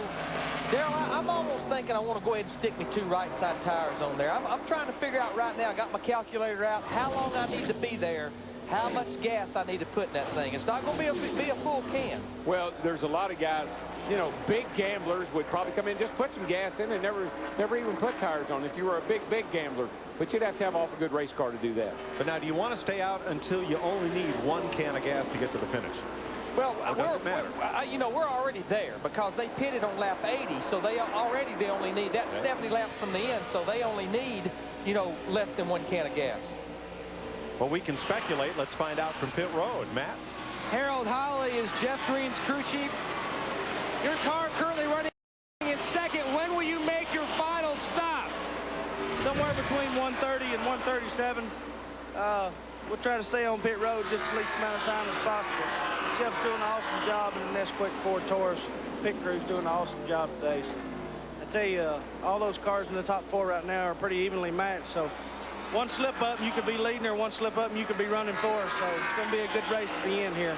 2 tires or a splash of gas? I'm not sure yet. Today. Okay, I'm with Randy Gosh. He's crew chief for Greg Biffle. What are you going to do for pit strategy, Randy? Well, we got to stop for tires and fuel one more time, so we're hoping the caution comes out. Or maybe it won't. We'll stop under green. Okay, let's go to Steve Burns. Dick with Brian Patty. Brian, you're somewhat of a gambler. Tell us about your pit strategy here. If I told you, I told 30,000 other people. It's going to be pretty interesting. I mean, everybody's got to stop around 130. 20 laps to go. A little snug. 2 tires. I don't know. We'll find out. That's why Joe pays me the big bucks. All right, thanks, Brian. Let's go to Jeannie. Well, Jimmy Spencer's crew chief, Mark Reno, has spotting duty, so we'll catch up with his car chief, Johnny Allen. And the question everybody's wondering, your pit strategy here as we go down the stretch.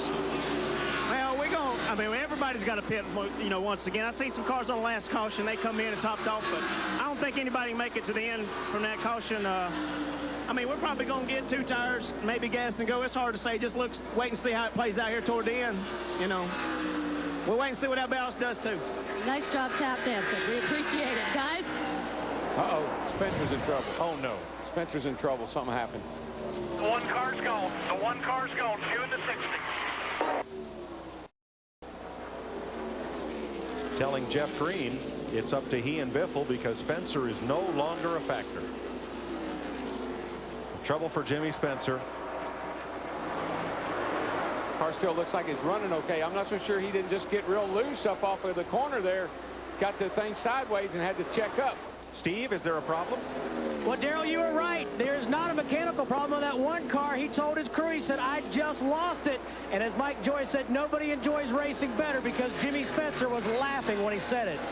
Darrell, you mentioned it early. He's been running that high line. Yeah. You get a little too high, but that loose stuff, it'll get away from you. You can jump the cushion just like on a dirt track. 17th place battle. Hank Jr. up on the high side and former series champ David Green on the bottom as they chase Chad Little and Todd Bodine. Well, Hank Jr., you know, he was a lap down, and when that caution came out, he beat the leaders back to the line, got it back, and now he's having a pretty decent go of it. Got some adjustments on his car, and they've been thrashing it away right here, boys. You know, Darrell, I believe a lot of these guys possibly will do a gas and go. They're about 15 to 20 laps shy. They need about 7 to 8 gallons of fuel. These cans hold 11 gallons. You can dump them in about 7.5 seconds. All they need to do is be there for about 4 to 5 seconds. Boy, I tell you what, I'd sure like to be the only one that did that. Come in and gas and go. Because I believe that lead I'd get, I'd be enough to hang on to. Last week's winner, Mike McLaughlin, his wife Katie. I told you she's going to get more energetic as the race went on. Oh, yeah. He's up to 8th place. And we got 40 laps to go.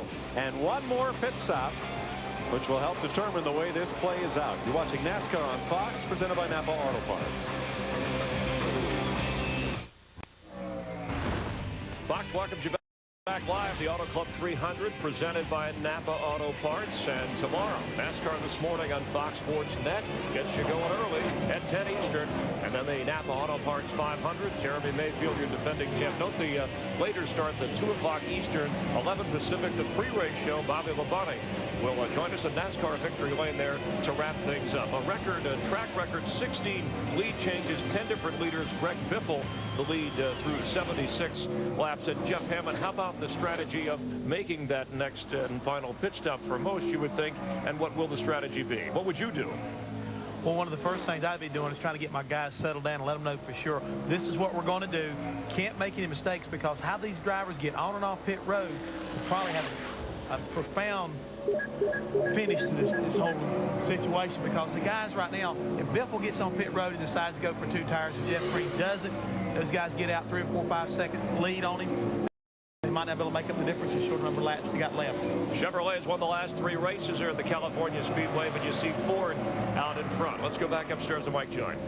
Great 3-car battle. Biffle, Green, and Nemechek. 1 pit stop to go. Jimmy Spencer was battling with them. Let's show you what happened to that orange number 1. He's just coming off the corner. He gets that classic push loose. He had the wheels turn left, and all of a sudden the back end snapped around him. They said he was laughing. He'll laugh when he saves it like that. Normally you'd cry. And then trouble on Matt Kenseth's pit stop. Drops the first can. He goes to grab the second can. Oops. Well, the car had left anyway. And that can weighs about 80 pounds full of fuel. That's a lot of weight up there. Here's what happened earlier today. Not having a great day in the Matt Kenseth pit. For the defending champion of this race. The whole team's not having a good day. The car hadn't been that good, and you know, for a guy that's won a couple here, and then having trouble in the pits as well, so it just compounds everything. Biffle and Green running 1-2. Nemechek working in third. We talked about tomorrow, the 10-car Jeff Green. Remember, he'll be making a start in that Richard Childress Racing 3rd car tomorrow, car number 30. He'll be starting 28th in the Winston Cup race tomorrow. And here comes Green up the outside looking for Biffle. Not this time. No, I tell you, Biffle, when it comes down to the end of this show, if he's still in front, Green's after him like that, you're going to see some wild driving. That cat will get all over the racetrack trying to shake the guy behind him. I saw him do it at the truck, saw him do it at Michigan. Him and Kurt Busch had a whale of a run here last year at this racetrack in the trucks. Green's got a run on the inside. Why these guys are running side by side. Joe Nemechek in that 87, he's getting closer and closer to him. Got to say something about Kevin LePage right there in 4th place, and Spencer's pulled himself back up to 5th. So they're still in the hunt too. That's your quarter. That's your door. Down on the apron, that's not a bad thing. Jeff went down there on purpose, try to run the shortest distance you can down this D-shaped front straightaway. They'll do that a lot. Dive from the top of the straightaway to the bottom. Just try to get the momentum going off into turn 1. Yeah, it's and like right running downhill. And right behind them, here comes Spencer and LePage. All that side-by-side running is going to pull them right to the leaders. Oh, yeah. Whoa, Nemechek way inside. And he had to run on Green, too. Yes, he did. He's going to take a position going into turn 3. Set his sights up there on Greg Biffle in that 60 car. Got to slide. The 87 got by. Got to slide up in front of you there, bud. That's what's called a classic slide job right there. Went in low and slid it right up in front of him, but here he comes right back on the inside. And in your job as a driver, back in the middle of the corner, get back to the throttle as soon as you can. But what will happen sometimes, that'll make the car push, won't turn. You just run out of racetrack. You got to back off the throttle. Yeah, he drove it in so hard under Green that made it slide up the hill, and Green got a good run up off the corner, got back under him. Our man Jimmy Spencer in that 1 car, he's recovered from that little situation a while ago. He's back up in here battling. Well, there's one thing we know about Jimmy Spencer. He will not give up. 1 car right He may not forget, but I do know he won't give up either. You know, I looked several times at the tape of Talladega of those last few laps. McLaughlin looked like he did everything he could to win the race. Spencer looked like he did everything he could to take it away from him. But I didn't see anything that you could really call a foul. No, Jimmy was frustrated because if anybody had gone with him up on the outside, if they could have helped him, he knew he had a faster car, but he didn't have any help. And he got real frustrated. I don't think you could blame Mike McLaughlin for anything other than wanting to win a race real bad and having a good chance to do it. And if Spencer was my driver, I wouldn't want him to come in and say, well, I'm happy we ran second. I'd want him to be upset I didn't win. No, that was perfect. Yep. Look at the run Kevin LePage in that 71 car got on the bottom off turn 2. 2, all the way beside Jimmy Spencer here through 3 and 4. They got themselves a good little race here, folks. Got his 5 cars up here just battling away. Greg Biffle's getting a little, putting a little distance between him and those other guys because they're racing each other so hard. He's loving seeing them run side by side. 29 laps to go, but there will be one more pit stop, and it'll come about 10 laps from now. Well, see, the track isn't widened out enough. The groove's right down. You can run down on the bottom, or you can run up on the top, and that makes for great racing. The next car back is Tony Raines. Started outside pole and's had a great run, but he's 4.4 seconds off the lead. There's Raines. Then McLaughlin, the black car, Harvick, the blue car, and then Randy LaJoie. You got it, but Raines is right there. He comes off turn 4 right behind these guys, and I'm telling you, he's in good shape. He's had a great run for a guy that qualified outside pole here. Boy, look what our track temperature's doing. It's went up to 103 degrees. That's definitely going to make these cars slide around more, especially on old tires, and that could be a factor in their decision to change 2 tires or do a gas and go. Well, I think that's why we're seeing people like Spencer and LePage and even Raines and McLaughlin not that far back. Their cars are a lot better now, or at least they have stayed the same. Some of these other guys slowed down a little bit. Lap speeds are down about a second over what we started off with. Boy, Spencer in the 1 car, he moved to the high side, turn 2, got that run, took that position. 122 laps complete. We'll take a break and be back for pit stops. Greg Biffle is back up front once again, the point leader. You're watching the NASCAR Busch Series on Fox from California Speedway, presented by Napa Auto Parts. We'll be right back. NASCAR Busch Series racing presented by Napa Auto Parts on Fox is brought to you by Napa Auto Parts. Napa, we keep America running. By labor ready, dependable, temporary labor guaranteed. And by Red Wing Comfort Force work boots with Super Sole 2.0, boots that work all day.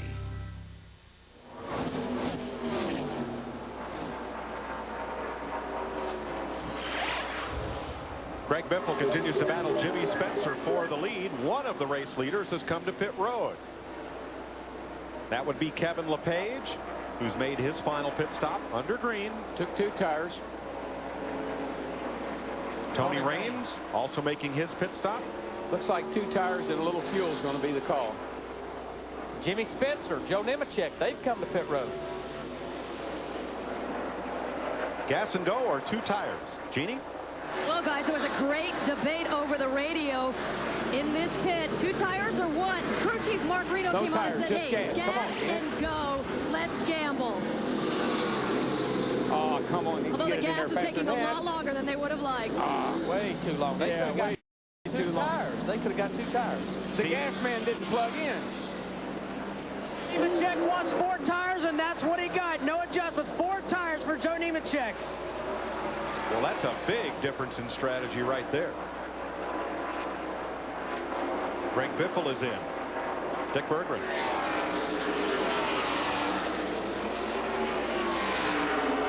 Greg Biffle on his way down pit road. They are still trying to decide what they are going to do about tires when he finally gets down here. They had originally planned to pit on lap 132. This is only lap 128.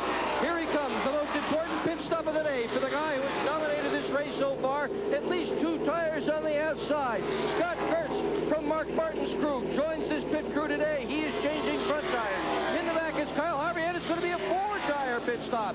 4 tires for Greg Biffle. He's going for speed rather than track position. Biffle down and gone. Christy Burns. And listening to Joe Nemechek talk to Brian Patty, Nemechek was emphatic that he wanted 4. Brian Patty wanted to gamble on 2, but when the 87 came down pit road, he stuck 4 tires, 4 fingers out the window. That's what Joe Nemechek got, 4 tires. Let's not forget that Nemechek is not only the driver, he owns that team. He's so the boss. His vote is the one that counts. 4 tires, I'm going to give you 4 tires to take the rest of the afternoon. All right, now Jeff Green has not pitted, and last week's winner, Mike McLaughlin's up to 2nd. Kevin Harvick is 3rd. Bobby Hamilton Jr. 4th, and Tim Fedewa is 5th, and Elton Sawyer and Jason Keller. None of those cars have yet made their pit stops. So to recap, Spencer took no tires. Raines took 2. LePage took 2. Nemechek and Biffle took 4 tires. Well, I think the The only way 4 tires would work is if you should get a caution. I think it just puts you too far behind. But Jimmy Spencer and those guys, they could have changed 2 tires while they were sitting there waiting on fuel. That would, to me, that's the right call. Just take fuel. But it took him too long. Man, the guy didn't wait. The car stopped before he ever plugged in. He should have been kind of being on the move with the car plugged in before it ever stopped rolling. Folks, I think one way or another, we're seeing one of those classic days where the pit crew can win the race. Chad Little is in. Jeff Green's really stretching it out. He's going to take it right to the limit. Could go, we're hearing 4 more laps. Which you give him, if he takes 2 and a little fuel, he could be in and out of there pretty quick. And gives him pretty fresh right sides to finish the race up on. His lead is 6 seconds on McLaughlin and Harvick.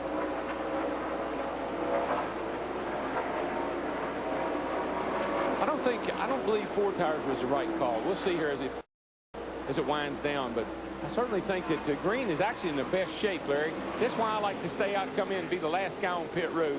I don't have to have very much fuel. 2 tires will make my car real good for a short run. Well, the drivers who took 4 tires are now 9 seconds on the racetrack behind Jimmy Spencer, who took gas only. Well, and also Kevin LePage, and we've got 18 laps to go. They've got to make up over a half a second a lap, and I just don't. This is a good tire. This tire was run at Texas earlier this season, and it don't give up a lot. McLaughlin and Todd Bodine are on pit road. Here's Dick. Well, Tim Shutt is ordinarily on pit road changing tires, but right now he is on top of the pit box, and it looks like you're going to take fuel only for Magic Shoes Mike McLaughlin. Last week's winner, he is going for track position. They need to get just enough in there. A long, long time for fuel. Shutt called it. Go, go, go. That feels like all day, doesn't it? Well, it's very seldom that you're going to come in and do a gas and go. But I used to have, Jeff tell you, we used to practice. I'd have my gas can, man, running with the car. He would hit that car when it was still rolling into the pit box. He would stay hooked up till it left the pit box. You can get another gallon or 2 while he's leaving the pits in there. You can't stand there and wait for the thing to stop right in front of you and say, oh, move up a little bit. I'm not right where you need to be. Bobby Hamilton Jr., the pole sitter, gives up 9th place to make his pit stop. Boy, and I tell you what, our leaders bearing down on the back of Jimmy Spencer, going to put him a lap down before he makes his pit stop. Right side tires for Hamilton, along with fuel. Right sides open.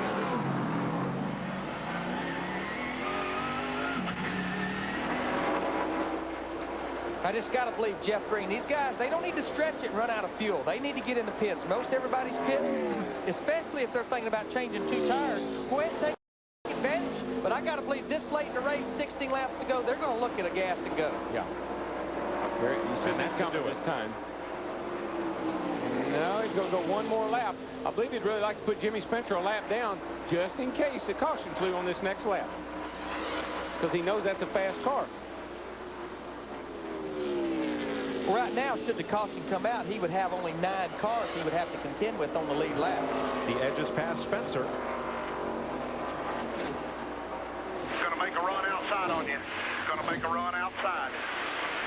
He's outside of you. And Spencer comes right back after him, as we expect Green to peel off and turn 3 and come to pit lane. Let's see. 500, 4,500. Here he comes. He's going to come this time, 4,500. And that equals 55 miles per hour on pit road. That's the pit road speed. That's the only way they can tell is by their tachometer.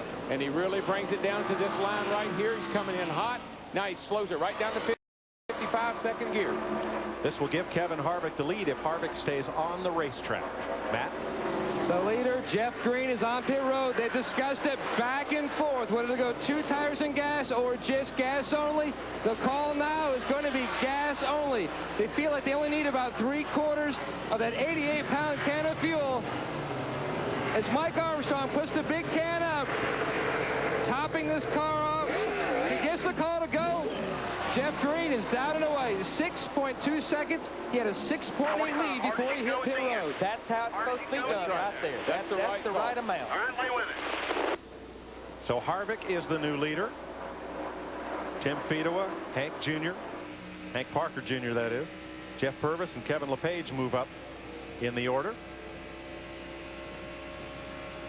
13 laps to go. With this few laps to go, gas and go is the right call.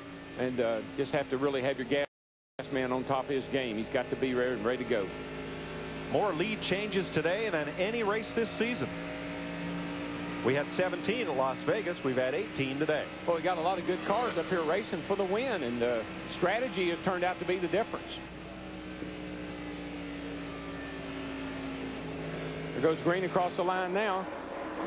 Well, the old adage is you can't win the race in the pits, but you can lose it in the pits. That's being disproven today. Yeah. This racetrack here, fuel mileage, as we've talked about time and time again, has always been a factor at this racetrack. All right, here's the 10 car, Jeff Green. He's in 5th position. He's the first car out there that has been on pit road. The first 4 cars, Harvick, Parker Jr., Purvis, and Fedewa, they have not pitted. So when they do pit, Jeff Green right now will be the leader. Now, Green is only 1.2 seconds ahead of Kevin LePage, who got 2 tires, who's ahead of Jimmy Spencer, who got none, who's ahead of Tony Raines, who got 2, who are ahead of Biffle and Nemechek, who got 4 tires. So there is Harvick, the front runner. Parker, Purvis have yet to make their pit stops. Now, Purvis will be, I think, one of the last cars to pit because he came in and topped off on lap 88 with 62 laps to go. He still cannot go the distance. Not unless he has a tow rope. I don't know. It always makes me nervous when they tell me somebody can't make it. That always makes me nervous. I say, are you sure he can't make it? Because I know I've made it before and surprised people. And right now, Purvis is in the catbird seat if he could make it.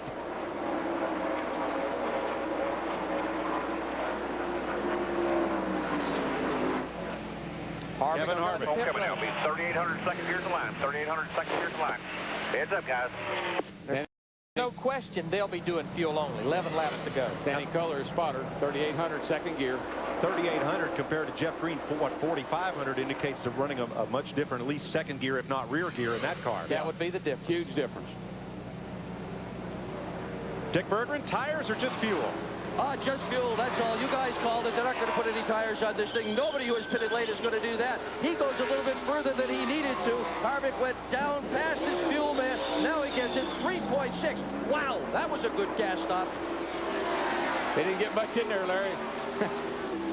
But you don't want to put more in than you need. Oh, no. You don't want to run out, but you don't want more than you need. Don't hold me any longer than I have to. This is our new leader, Hank Parker Jr., the 36 car. He, like Purvis, was in on about lap 88 or 89. Well, Right, just draft off him. Draft off him. And the number of lead changes now. Let me tell you, somebody is going to try to make it.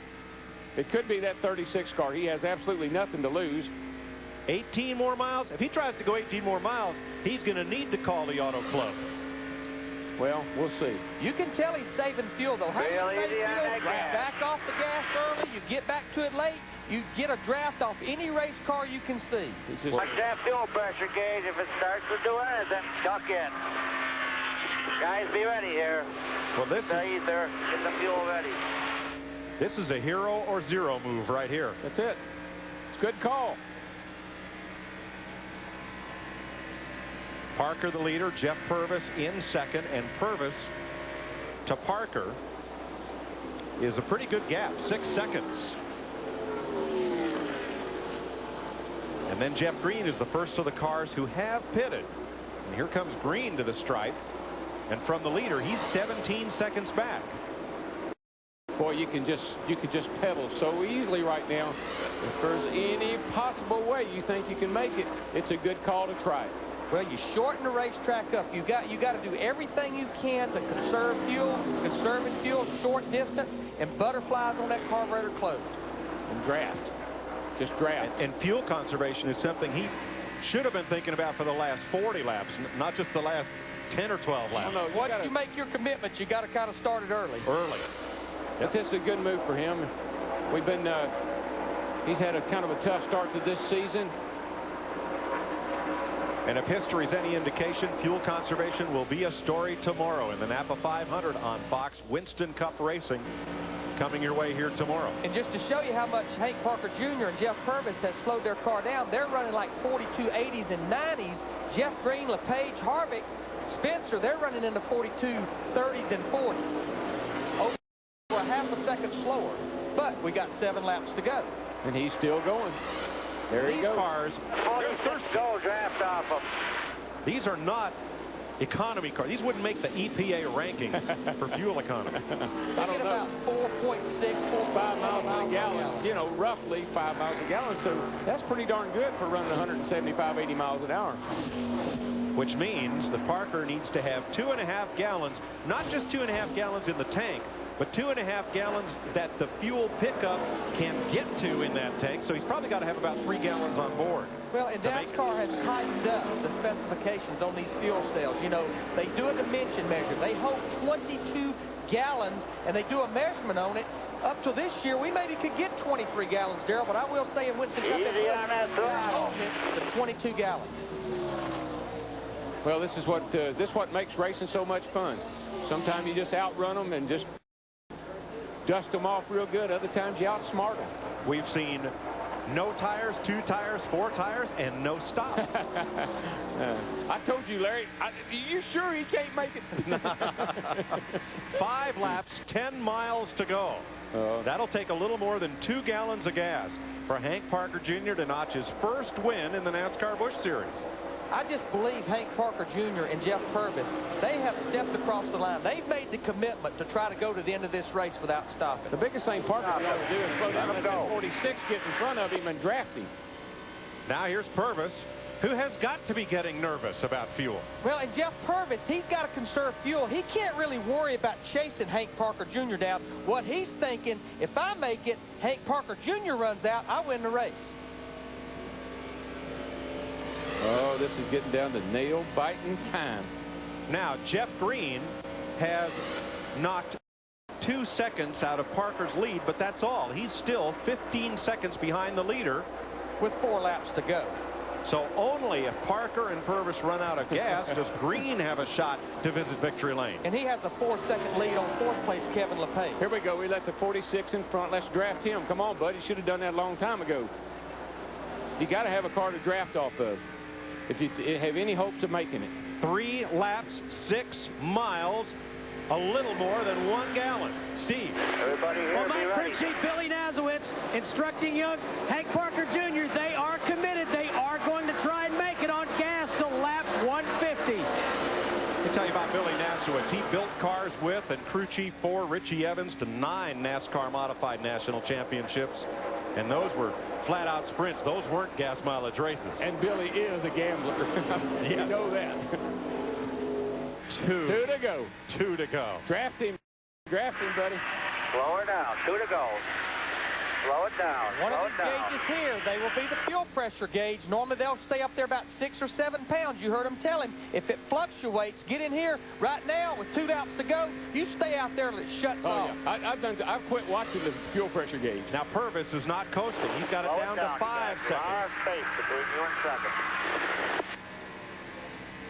Billy trying to coach him home. What strategy? In the middle of 3 and 4 down here right now, the leader is, and they're coming around to get the white flag. Well, it'll be checker or wrecker. Either tow him home or go to victory lane. If that thing will suck up with just enough fuel to get 1 more lap out of her, buddy. Last lap. Come on. Draft. Nice and easy. Nice and easy. Easy. On her space. Leader, second set to finish now. A 5.6 second lead. Not enough for Parker to coast home from here. No, but if he can get down this back straightaway a little bit further. Nobody would have bet this is possible. There's the 18 right there, the MBNA car coming off turn 2. A lot of distance. I wouldn't have bet it, but I was worried. This race, guys. We're going to win it. You sure are, young man. Billy, great call. Now he can coast home and win it.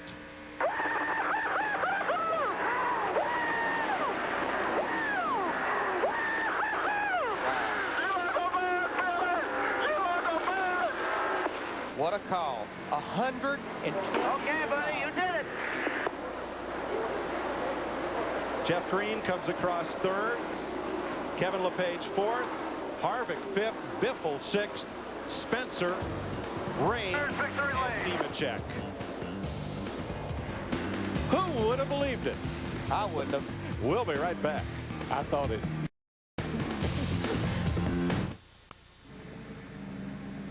26-year-old Hank Parker Jr. did a bunch of victory donuts on the front straightaway and then lost his fuel pressure. He is now out of gas. Yeah, but that is perfect, absolutely perfect timing. He's the 9th different winner in 10 races this season. That's pretty remarkable in itself. He started 26th.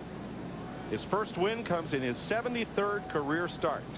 This is one time these guys will not mind pushing this race car.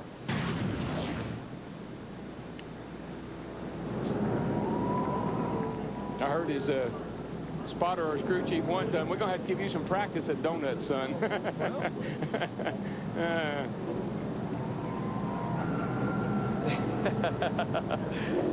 Now, he came in for a splash and go stop on that last caution 1 lap after Jeff Purvis did. So had the best chance of making the run to the finish, but nobody thought it would work. Sir. Harry Gant and I used to do that all the time. We'd be far enough back, we could come in, top off that last caution. That's how I won the Daytona 500. That's right. As a matter of fact. His teammate David Green there congratulating him. Well, from several hundred horsepower to a few manpower. That's how you get to victory lane. Well, they've been taking those vitamins. They're all healthy boys. Hey, hold on. He's the second first-time winner of the season. Greg Biffle also got his first victory in this 2001 season. And halfway through this race, who would have thought that this young man would end up in victory circle? So Hank Parker Jr. sits in our MBNA winner's circle. For Frank Cece and Scott Welliver.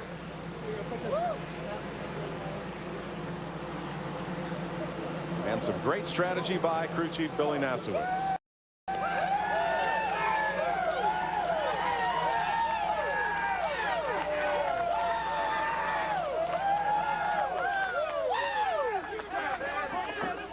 Matt Yoakum is there. And in his 73rd career start, Hank Parker Jr., you pick up your first one, and boy, what a dramatic fashion. The celebration continues. What were you thinking over those last laps? I tell you, it was a good call by Billy Nasowitz, my crew chief. Stay out. We did hospitality with GNC this morning. They said, can gas mileage come down? I said, it always can. I got to thank Greg Biffle for letting me get back on the lead lap. We didn't have the best pit stop, and you know, I moved up to the outside and found me a fast way to get around the racetrack, and I could run halfway decent. Woo! That never felt so good in my life, but it's been a long time coming. I've wanted to win one of these races a long time. Happy to do it for GNC. I want to thank GNC, Auto Vent Shade, Ultimate TV, all those guys. I want to thank the Lord. I really got to thank my dad for putting me behind in good race cars for all this time, and thank my little buddy Dale Jr. It's been a long time coming. We talked in Daytona. You left your own team, trying to go to this team to work with Billy Nasowitz, a veteran. You dreamed that this day would happen. Now what are you thinking that it's finally gotten here, Hank? You know, we've been working hard. We've been struggling. We've been terrible all year, really. And, you know, we changed motors this week. Guys really working hard. We brought a good car out here, a new car. Did a lot of work. We changed everything after happy hour. Spindles, A-frames, shocks. There was not one thing except for the driver. It was the same. An emotional win for little Hank. He picks up career win #1 here in California. You saw Billy Nasowitz just over his shoulder. Barry Dodson comes in to congratulate him. One of his teammates, Tim Fedewa, there as well. That's as close to tears, Darrell, as I've seen a winner in some time. Oh, yeah, and it's Hank Jr. and all his rowdy friends are coming over tonight. He's got a beer on ice. He's got a pig in the ground. They're going to celebrate.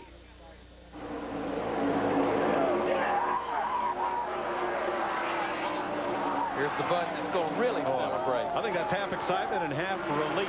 Yeah. What a tense moment.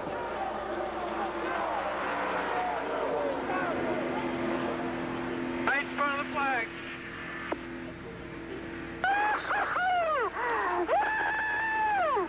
Oh my goodness, we just won the California race. You've got to love a first-time winner. We'll have more from California Speedway after this. Victory lane. Well, it's a mob scene in Victory Lane. See coroner Frank Cece right in the middle of all that. Let's show you how a first-time winner celebrates after the checkered flag here. Oh my goodness, we just won the California race.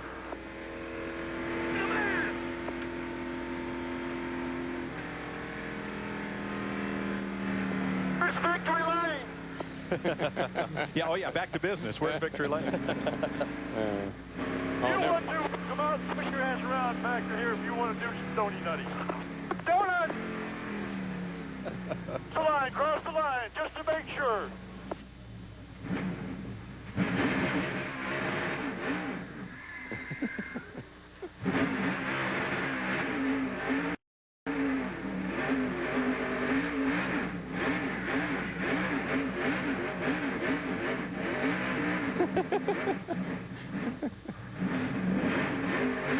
We're gonna have to give you some practice there, son. I'm out of gas. I'm out of gas. Come down pit road. All right, out of gas. Put up your toys and come on home to Victory Lane. Well, the other fellow who stretched the fuel mileage and made it all the way to second place, Jeff Purvis, is with Jeannie. Absolutely, Mike. What, about an hour flight to Vegas from here? So another gambling man I'm standing with. But, Jeff, what were you thinking when you decided to not gas and go, no tires, and they said go the distance? Well, Doug Richards said, you know, we figured early on today that this might be a gas mileage deal, so we kind of set our pace for that. And, you know, we saw early on that we were just a little bit too tight to the center of the corner, so we had to slow down and try to race the gas mileage. And, you know, it's a good day for MBNA and Joe Gibbs Racing. And I think Mike came out 10th, we came out 2nd, so altogether a good day. You can be honest, though, were you sweating it just the littlest bit? No, Doug said I was going to make it, so I wasn't worried about it. All right, fair enough. Steve? Thanks, Jeannie, with defending series champion Jeff Green, who finished 3rd. Tell us about your day, Jeff. It was awesome, Steve. We just worked our Nesquik forward up through there and just took our time. And there at the end, we got it really good, or halfway through, we got it really good. Had great pit stops, and Harold and the guys made adjustments that made the thing good at the end. Can't believe those guys went all the way on fuel, but we, you know, in this sport, the fastest car always doesn't win. So I'm thankful for the good Lord for a good, safe day, and Nesquik and Tow House and everybody helps our team. This is an awesome team, and I'm proud to be a part of it. And we gained points today, so that's what it's supposed to be about. And if we can't win, we want to be the best we can, and that's 3rd was today. Now, Jeff, we documented the fact that Bobby Hamilton Jr. stole your bunny before the race. Was that crucial to the outcome? Well, actually, he won the pole. So the Nesquik gave him a bunny for the pole. So he come over there and rub it on my car, tried to get all my luck from me, but I wasn't giving it to him. It was a good day. I think it was a great race for the fans, and that's what we're here for. So if they're happy, we're happy, and hopefully they can buy some Nesquik tomorrow. Thanks, Jeff. Let's go to Dick Berggren. Kevin LePage finished in 4th spot today. Best finish of the year in both divisions he is attempting to race in. Gas and 2 tires on the last stop. Was that the right call for your team? That was the only call for the ballpark, State Fair brand Ford. Richard Lasser made the call, and he says, you know, we got to get tires. It'll take just as long to put gas in as it is put your right side tires on it. And, you know, I took off, and I was running pretty good lap times. And next thing you know, a 10 car came out of the pits, and I was like, okay, let's try to run him down. I wasn't gaining on him much. He wasn't gaining far on me, but I couldn't catch him. So I said, well, we're going to finish 2nd today. Next thing you know, we finished 4th. And don't ask me how that Chevrolet and Pontiac did. They may be a lot less draggy than us or whatever, but my hat's off to Cosworth. This is probably their best finish of the year. The engine ran flawlessly all day long. And, you know, I'm just really happy that I'm here today. And disappointed I'm not here tomorrow with the Kodak team, but, you know, Richmond's just 7 days away, and we'll get them next week. Part of the big smile is he not only drives the car, gets the driver's cut, he owns the car. He gets it all. To Matt Yoakum. Well, the celebration continues here in Victory Lane. Dick, Billy Nazareth, the veteran crew chief. Billy, how close were you on the figure? Too close, I don't even want to know. It made it, and, you know, we really, last 40 laps, really, after that last stop, I told him, look, you know, we talked about it this morning. I said, if we got any kind of a shot, let's go for it, because we've been struggling all year. And I was thinking of that, and I said, okay, here's our shot. Within about a lap and a half of making it, so I just said, we'll go for it. Let's draft off anything we can and be real easy on the throttle, treat it like an egg, and we made it. We've talked over the past few weeks about how frustrating this season has been for you, Little Hank, and this team. How special is it to win now after the year that you've had? Oh, it's always special to win, and you know, this is a high-profile team, and a lot of expectations out of it. GNC has been great with us. They've stuck with us. I hope now that they'll be a little happier with us, and all them people out there in corporate America and GNC. Here's one for you, and I just hope it's not the last, and better things will come. A big, big, big win. That it was. for Hank Parker Jr. The next 3 weeks of the NASCAR Busch Series will be seen on our cable partner FX.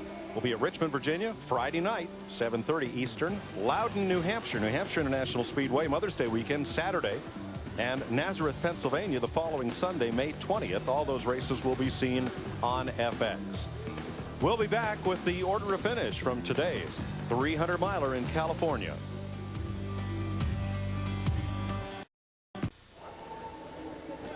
Hank Parker Jr. celebrates his prior best finish this season, 14th at Daytona. It's his first win and the 19th win for the C.C. Welliver team. 9 with Todd Bodine, 3 with Mike McLaughlin, 3 with Jimmy Spencer, and 1 with Tim Fedowa. Jeannie? Well, just chatting with Greg Biffle, who's doing a post-mortem, if you will, trying to figure this mess all out, because you said the car was great. So let's talk about that last stop. 4 tires and fuel. Good decision now as you look back? Probably not the best decision, but, you know, you can never tell. Really, we had the opportunity to see what everybody else did, and that's maybe what we should have done, but I never second-guessed the crew chief, because I did for a whole year, and he was always right. We won a championship, so I leave it in Randy Goss's hands. I just drive the car, and the Granger Ford was awesome today. Great pit stops, and boy, I'm excited we run real well out here in California. How good was this car? Because you've won this race. Maybe if you change some of the strategy there, I'm not trying to pin this on anybody, but I'm just trying to get to the bottom of how good this car was, because you led so many laps. All we needed was a caution flag, and we would have won hands down. I mean, nobody, the car was so good. You know, I was running around with the 10 and the 1 there for a while, and having a lot of fun. You know, for sure it was a good TV show, but it was a really good car, and I think I could have won, you know, but it's hindsight. The caution didn't come out, so we're 6th. We appreciated your work, but take us to one final question through the tire problem that you had. Yeah, not sure about the tires. The first set of tires on the green, I felt the right front tire pressure was extremely too low. I felt the sidewall of the tire curl under when I went into the corner of the first turn, and it made me nervous. I thought the tire was flat, and it kept kind of hunting around with the nose when I'd enter the corner like it had a low right front tire for at least 20 laps before it built pressure. So we brought that up, and then it was good for the rest of the day. All right, thanks for the time. Dick Berggren? For Jimmy Spencer. Jimmy is behind the wheel of his Winston Cup car, ready to go out and run some laps to try to get ready for tomorrow's race that you'll see on Fox. All you needed was a little bit better gas mileage today. What happened? I'll tell you, Dick, we just had a terrible gas mileage. Last 3 races with the Yellow Racing Chevy, and our pit stop wasn't good. Just not real good, but we couldn't run 60-some laps on fuel. But, you know, I think we could have won the race if a caution would have fell right and stuff, but you know, we come out of there with another top 10, and the car ran really well today. Mark and Johnny and the guys did a great job. I tipped my hat off to them. We'll win before the year's over, maybe more than one. Yeah, maybe even next week. To Steve Burns.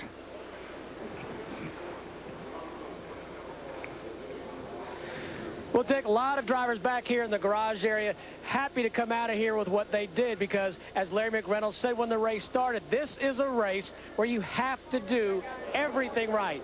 Good package, good pit crew, good everything. And as it was, Hank Parker Jr. won the race. Let's go to Mike Joy. Yeah, good strategy was certainly a factor in winning this race today. The average speed, a record 155.5 miles an hour. Parker started 26th, the furthest back a winner has started since last April at Talladega. For our top 2 guys in points, Kevin Harvick in 5th and Greg Biffle, who come in here with a points lead, finishing 6th. Back through the top 20. Matt Kenseth, 20th, had an average finish in 4 races here of 2nd. Dropped off a little bit today. Oh, he did. 15 cars finished on the lead lap at California today. Winston Cup racing here tomorrow. 500 miles.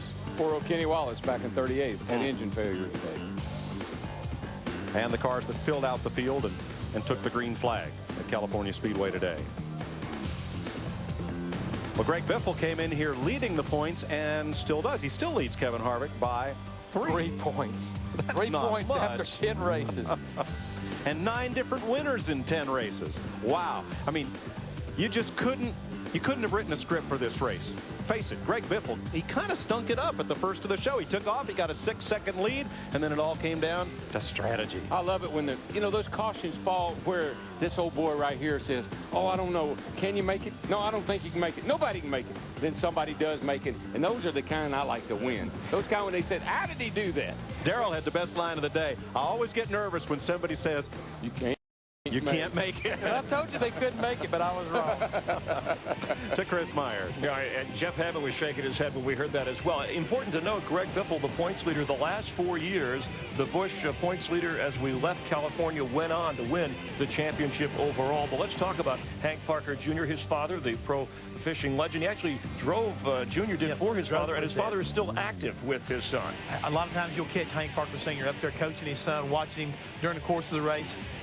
Very involved with his son. He really believes he can make a race car driver. Today, he proved it. Interesting that he said he had trouble finding victory lane. Well, he found it for the first time in 73 races. But with about 30 laps to go, Jeff, there were 5 cars. You said, hey, this looks like a 5-car race. And Hank Parker Jr. wasn't one of those in that group. Well, this goes to show you right now, Chris, that you can't ever count anybody out. If you're in a lead lap at a Winston Cup or a Busch race, you've got to be considered a potential winner.